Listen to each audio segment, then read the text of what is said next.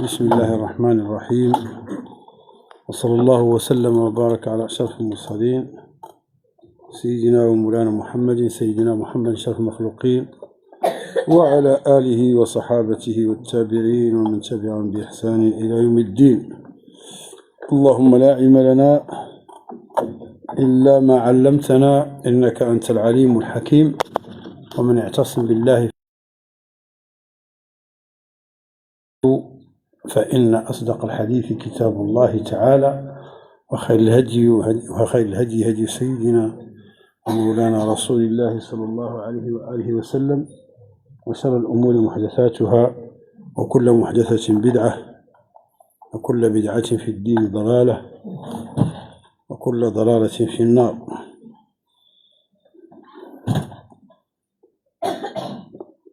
اللهم صل وسلم على سيدنا ومولانا محمد وتكرمنا بها بنور الفهم، وتوضح بها عنا ما أشكل حتى يفهم، إنك تعلم ولا نعلم، إنك أنت علام الغيوب.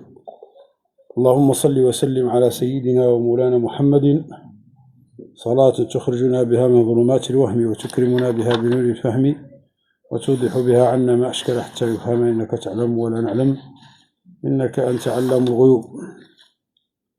اللهم صل وسلم على سيدنا ومولانا محمد صلاة تخرجنا بها من ظلمات الوهم، وتكرمنا بها بنور الفهم، وتوضح بها عنا ما أشكل حتى يفهم، إنك تعلم ولا نعلم، إنك أنت علام الغيوب. ثم قال: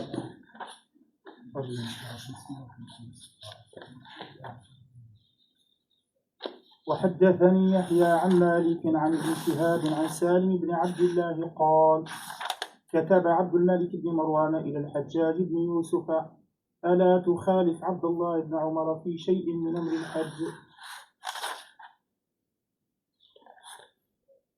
قال: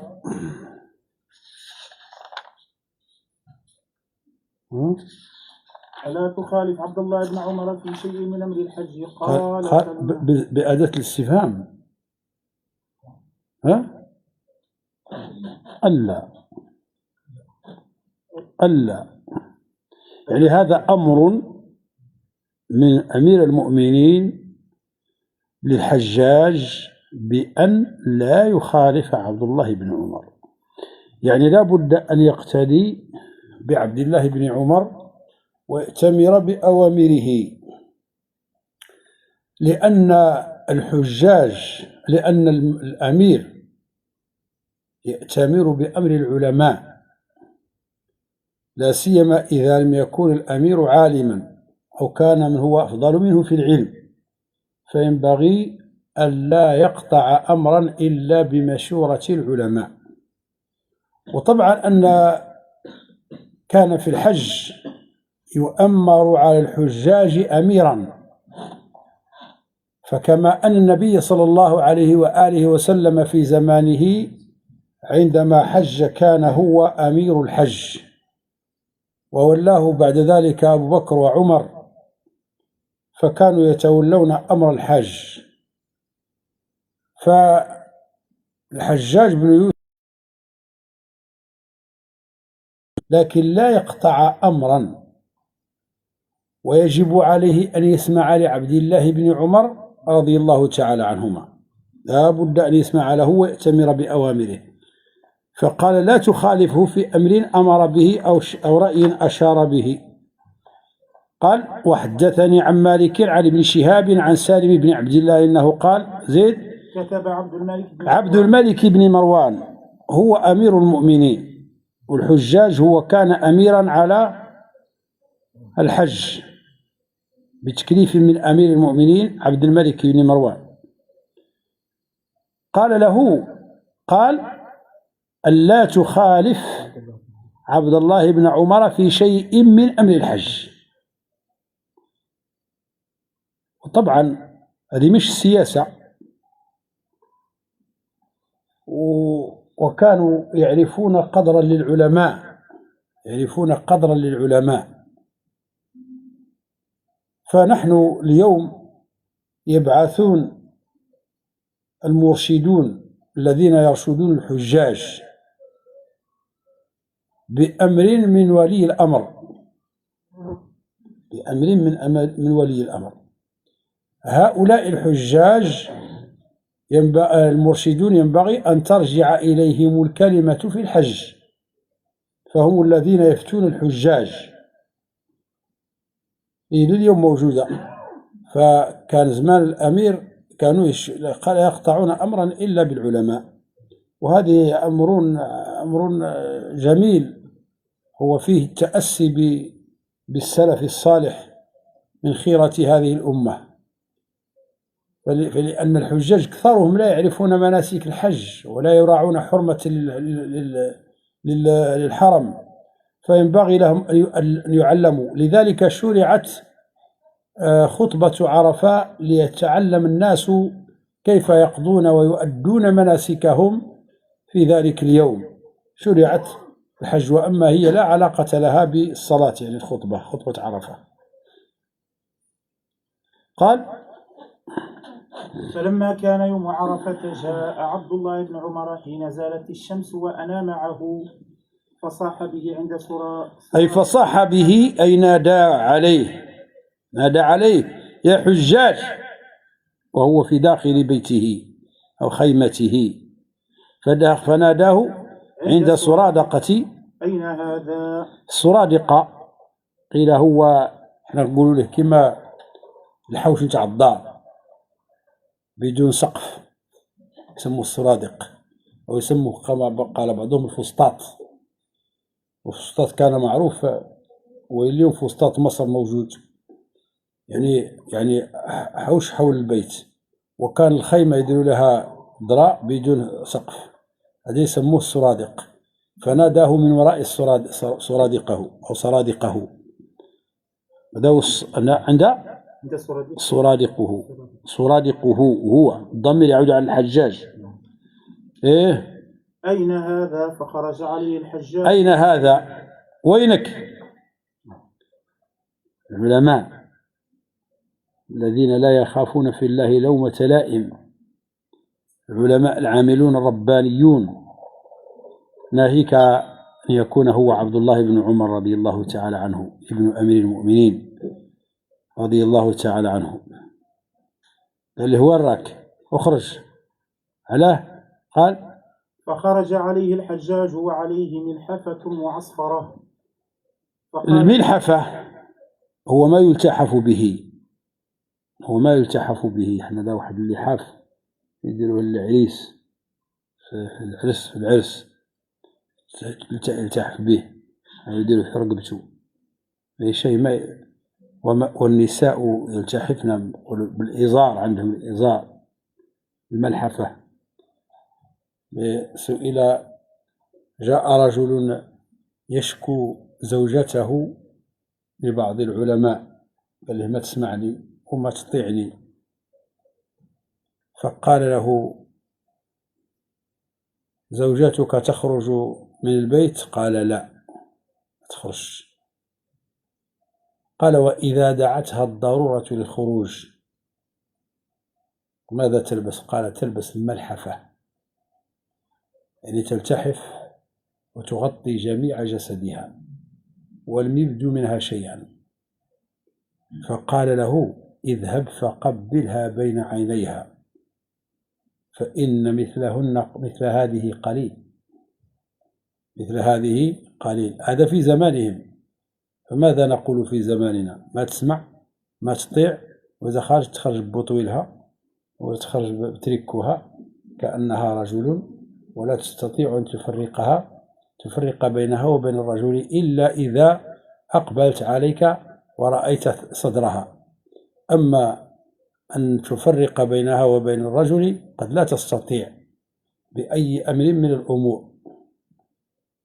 فقد النساء تشبهن بالرجال، وأصبح الحياء يعني في خبر كان، أصبح الحياء في خبر كان، وهذا مما لا يقبله عقل ولا يقبله شرع، أن المرأة تخرج في لباس ضيق يصف ويشف.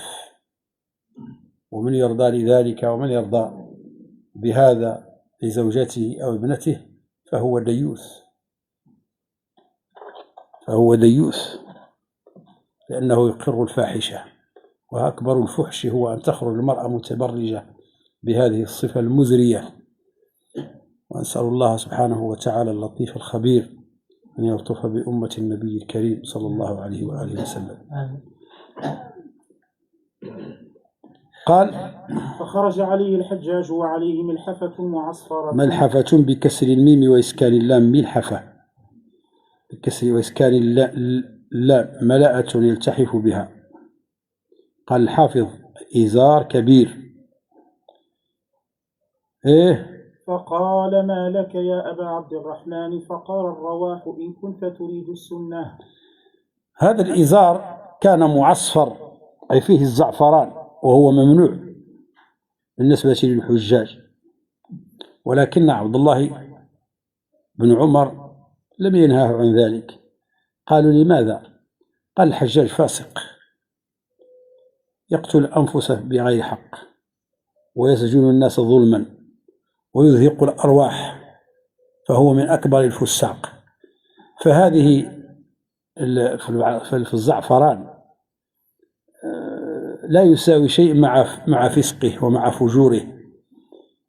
فهو كان قيل أنه كان يمر بالسجون ويسمع الناس يتصايحون ويبكون، فيقول: اخسأوا فيها ولا تكلمون. كاد أن يقول: أنا ربكم الأعلى. حجاج قتل من قتل ظلما، وسجن من سجن ظلما، وسيعلم الذين ظلموا أي منقلب ينقلبون. فدعوة المظلوم يرفعها الله سبحانه وتعالى فوق الغمام، ويقول لها: لأنصرنك ولو بعد حين. يروى عن البرمك بن برمك دخل ومعه ابنه السجن بعد أن كان من أكبر وزراء الأمير، وكان مما أعطاه الأمير شيء لا يبارى في الملك، بنى القصور وشيد الدور. ولما دخل مع ابنه السجن وجد نفسيهما في زنزانة ليس فيها وسادة وليس فيها فراش، ما هي إلا الأرض. فقال له ابنه: يا أبتي، بعد أن كنا في الدور والقصور والأرائك السرور، ها نحن في زنزانة ليس فيها فراش ولا وسادة. فقال له: يا بني، دعوة مظلوم سارت بليل غفلنا عنها لم يغفر الله عنها. تنام عيناك والمظلوم منتبه يدعو عليك وعين الله لم تنم. وسيعلم الذين ظلموا أي منقلب ينقلبون. يفعل الإنسان بينه وبين ربه ما يفعل، فيتوب إلى الله عز وجل، فالله يقبل التوبة عن عباده ويعفو عن السيئات. لكن ظلم العباد لا يقبل الله عز وجل منه توبة ولا يغفره، وإنما يتوقف على من ظلم.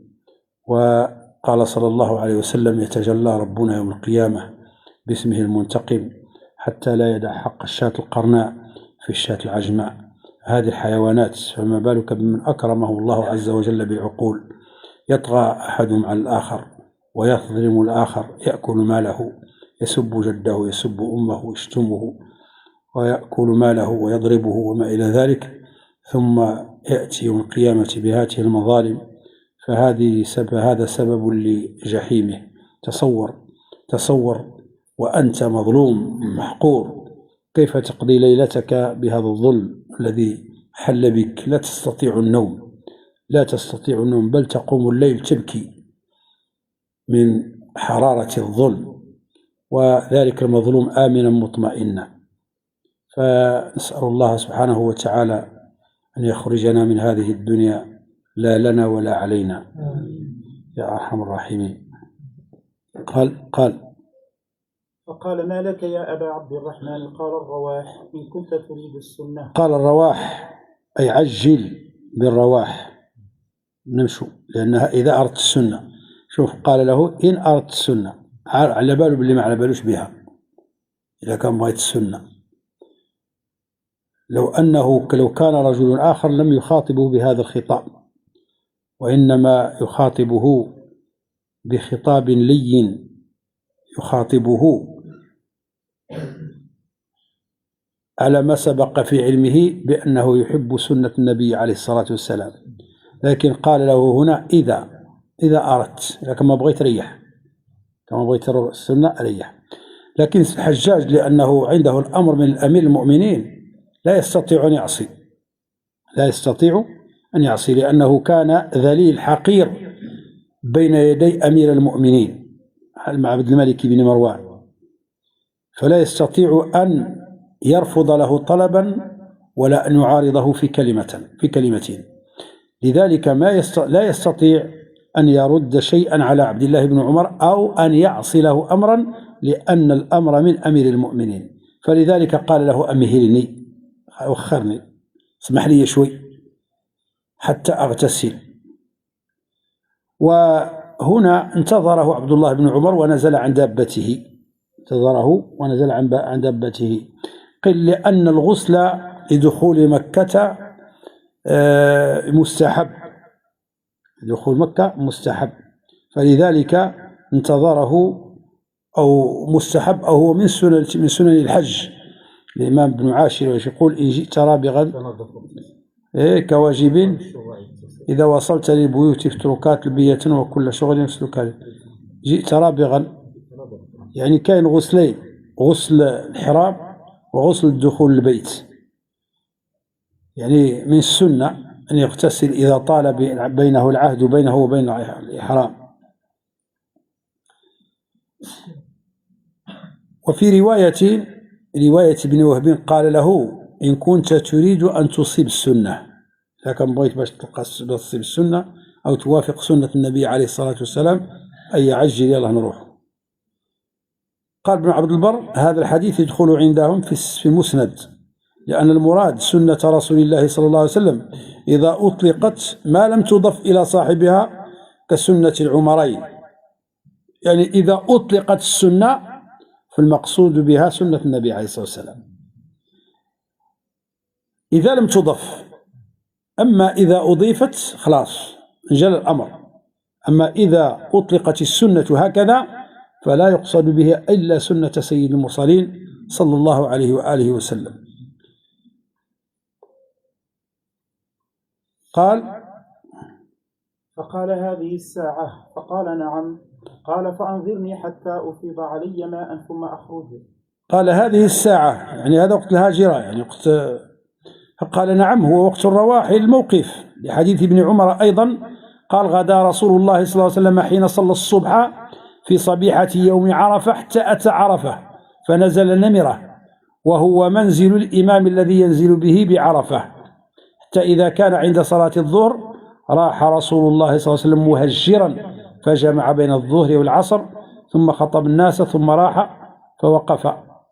يعني أنه ينبغي للحاج أن ينزل عرفة، وهو من المستحبات أو من سنة النبي عليه الصلاة والسلام، أن ينزل منى فيصلي بها الظهر والعصر والمغرب والعشاء ويبيت بها، ثم يصبح وينتقل إلى عرفة ليصلي فيها الظهر والعصر جمعا وقصرا ويحضر خطبة الإمام. لكن هذه اليوم ربما لم تبقى لأن الأمراء يعني رأوا في ذلك ضيق ومشقة على تنقل الحجاج فألغوا منى، وينبغي أن يتبعوا على ذلك، لأن المشقة لا يعرفها إلا من تحملها. نعم، إذا أراد الإنسان أن يخرج إلى منى حرا فلا حرج في ذلك، ولكن ما يقوم به الأمير فهو مصيب في ذلك. قال فيه متابعة أولي الأمر والاحتراز من مخالفة الجماعة، ما يخالف الجماعة. وقد ورد في ذلك حديث أخرجه الإمام البخاري ومسلم من حديث عبد العزيز بن رفيع قال: سألت أنس بن مالك رضي الله تعالى عنه فقلت: أخبرني عن شيء عقلته من رسول الله صلى الله عليه وسلم، أين صلى الظهر يوم التروية؟ قال: بمنى. قلت: فأين صلى العصر يوم النفر؟ قال: بالأبطح. ثم قال: افعل كما يفعل أمراؤكم، افعل كما يفعل أمراؤكم. لا تسول على حال، الشيء اللي داروه الأمراء اختبعوه. والحديث متفق عليه بين البخاري ومسلم، لذلك ما نراه اليوم هو ليس مخالفا لشريعة النبي عليه الصلاة والسلام. فنزل عبد الله حتى خرج الحج قال: فأنظرني أي أخرني حتى أغتسل. نعم، أفيض علي ماء بمعنى أغتسل. فنزل عبد الله عن مركوبه وانتظر حتى خرج الحجاج من مغتسله، فقيل الغسل لوقوف عرفة لانتظار ابن عمر له، والعلماء يستحبون الغسل لخروج عرفة. ويحتمل أن ابن عمر إنما انتظره لحمله على أن اغتساله عن ضرورة، فسار بيني وبين أبي فقلت له: إن كنت تريد أن تصيب السنة اليوم فأقصر الخطبة. قال لي: إذا أردت أن تصيب السنة،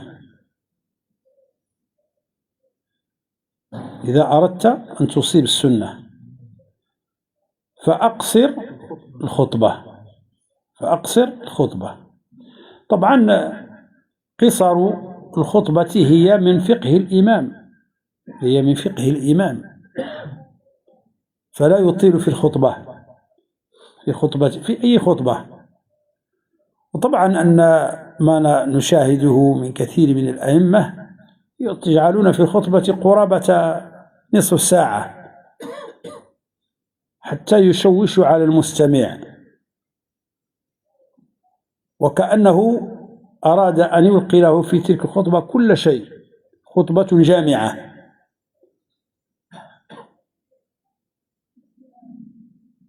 وهذا يورث السآمة والملل. لذلك تجد كثيرا من، وربما مع طول هذه الخطبة لكن لا فائدة فيها أيضا، لم يستفيد المستمع منها أي فائدة، كلام يقال فقط، ويخرج المصلي بدون فائدة. فإذا لم تكن في الخطبة فائدة، ولم تكن خطبة الواعظ يعني توقع في القلوب، يعني كل المستمعون راقدين كامل يرقدوا مرقات، لأنه وقت قيلولة، والخطبة لا فائدة فيها، كلام يكرر كل جمعة، وربما حتى حفظ صار محفوظا، فالناس يسأمون ذلك. أما إذا كان، وإن كان كلام مكرر لكنه قصير، ربما النفوس تقبله، لا سيما في زماننا هذا، لأننا ابتعدنا كثيرا عن دين الله عز وجل، ونقف في الطوابير الساعات الطوال، ولا نستطيع أن ندخل المسجد ونبقى فيه نصف ساعة. لماذا؟ لقلة الإيمان وعدم التعليم أيضا، لأن الناس يعني تجافوا عن العلم وأعرضوا عن العلم، والمعلم قليل، فلا في المعلم لا يفقه ما يعلم، والمستمع لا يريد السماع، فوقع عزوف عن العلم، وهذا مما لا ينبغي، لأن المساجد أصبحت اليوم مثل الكنائس قلما تجد مسجدا تتتابع فيه الدروس اليومية لتعليم المصلين أمر دينهم، حتى وإن كانوا لا يأتون، ولكن الإمام ينبغي أن يجعلها حجة عليهم يوم القيامة، حتى لا يقول إنسان ما وجدت من يعلمني فهي الحجة تقام عليك، حتى يوم القيامة تكون منقطع الحجة، لا تجد لك حجة تدافع بها عن نفسك، تقول ما وجدت من يعلمني فرائض الصلاة ولا فرائض الوضوء ولا أحكام العقيدة لكي يصحح عقيدتي، وما وجدت من يعلمني أحكام الصيام ولا أحكام البيوع ولا ولا ولا ولا. هذه الحجة باش تنتفي لا بد أن يقوم الأئمة بالدروس اليومية في المساجد حتى يسقطوا الحجة عن أنفسهم ويضعونها في أعناق المصلين، فإذا ما جاءوا أمام الله عز وجل لم تكن لهم حجة يدافعون بها عن أنفسهم، فهم مبلسون كما قال صلى الله عليه وسلم: أنت مبلس أي منقطع الحجة، لا حجة لك تدافع بها عن نفسك.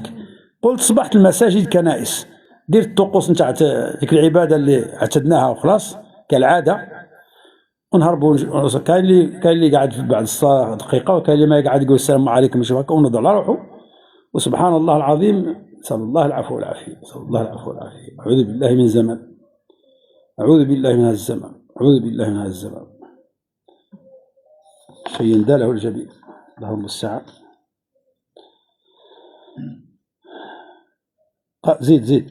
فقلت له: إن كنت تريد أن تصيب السنة اليوم فأقصر الخطبة وأعجل الصلاة. فجعل ينظر إلى عبد الله بن عمر كما يسمع تعجيل الصلاة من تعجيل الخطبة، فإذا ما خطب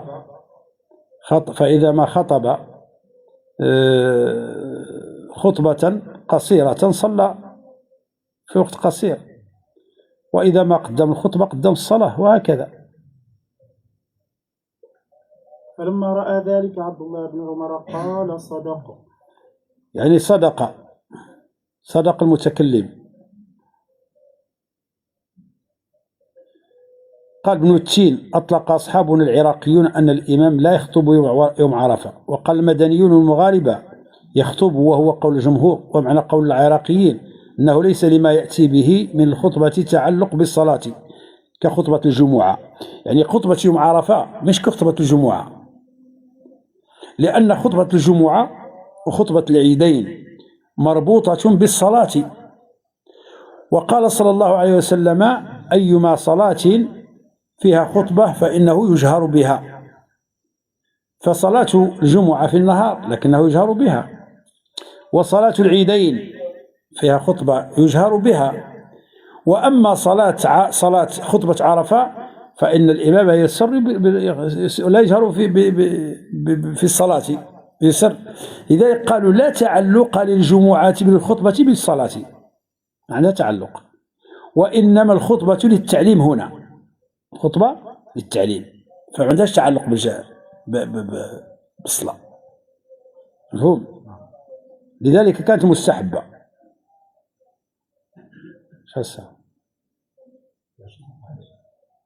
دقيقة.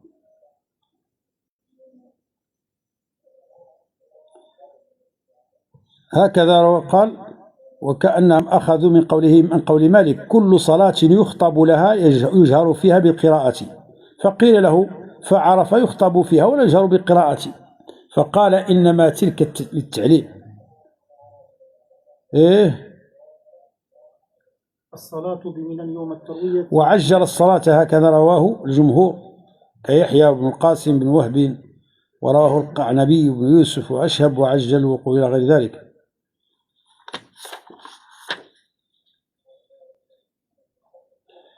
الاستفادة من هذا الحديث أنه الأمير يعمل بقول العلماء، الأمير المؤمنين يعمل بقول العلماء وينقاد إلى رأيهم، ومداخلة العلماء السلاطين. ثانيا: جواز فتوى التلميذ بحضرة معلمه عند السلطان الذي تكلم وصدقه عبد الله بن عمر. ابتداء العلم بالفتوى قبل أن يسأل عنه، يعني أن العالم إذا رأى شيئا ينكر لا بد أن يعلم، أو إذا رأى جاهلا فعلا على غير السنة فإنه يعلمه بدون أن يقول له علمني. ثالثا تعليم الفاجر السنن، لأن الحجاج فاجر ولكنه لا بد أن يعلم السنن، لا يترك على فجوره لمنفعة الناس واحتمال المفسدة الخفيفة لتحصيل المصلحة الكثيرة. يؤخذ ذلك من مضي بن عمر، من عمرو بن عمر رضي الله تعالى عنه الحجاج. ثالثا أو خامسا صحة الصلاة خلف الفاسق، الحجاج فاسق. ثالثا توجه من مسجد عرفة حين الزوال للجمع بين الظهرين في أول وقت الظهر سنة، ولا يضر التأخير بقدر زوال المانع كالجنابة أو أي ضرورة من الضرورات إذا كان أخر طويلا. وقال الإمام الطحاوي فيه حجة لمن أجاز المعصفر المحرم، لكن رده الزبير بن المنير بأن الحجاج لم يكن يتقي المنكر الأعظم من سفك الدماء حتى يتقي المعصفر، فلذلك لا دلالة في فعل الحجاج على جواز المعصفر في الحج. ونسأل الله سبحانه وتعالى لي ولكم التوفيق والسداد، وأن يعلمنا ما جهلنا وأن ينفعنا بما علمنا، إنه سبحانه قريب مجيب. سبحان ربك رب العزة عما يصفون وسلام على المرسلين، الحمد لله رب العالمين.